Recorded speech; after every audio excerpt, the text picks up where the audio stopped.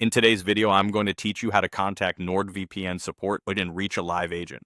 By the end, you'll know exactly where to go, what to click, and how to get connected to a real person when you need help. First, open your web browser and head to the NordVPN Support Center or the Contact Us page. Starting from one of these pages puts you right in the official Help Hub, where the live chat option is available and up to date. If you're on mobile, the process is the same. The chat widget may just be tucked into a smaller icon.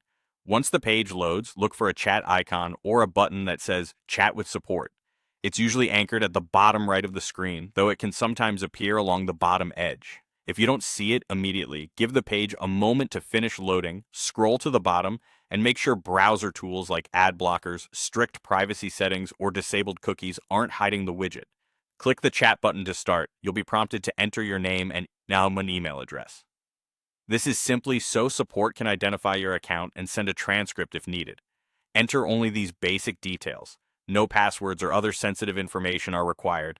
Keeping this information accurate helps the team assist you faster. When the chat opens, you'll first meet an AI chatbot.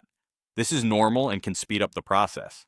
In a clear sentence or two, describe your issue, include helpful context like the device you're using, your operating system, and when the problem occurs, for example, during login, while connecting to a server, or when streaming. The more precise your description, the better the initial suggestions will be. If you want to speak to a human representative, tell the chatbot directly. Type talk to live agent, speak to agent, or a similar phrase. You may be asked to confirm or choose from a short menu. Select the option that connects you to an agent. If there's a queue, keep the chat window open so you don't lose your place. While you wait, have any recent error messages or relevant details ready. Share only what's necessary to explain the problem and avoid posting sensitive data. Once connected, briefly restate the issue so the agent has full context, then follow their guidance step by step.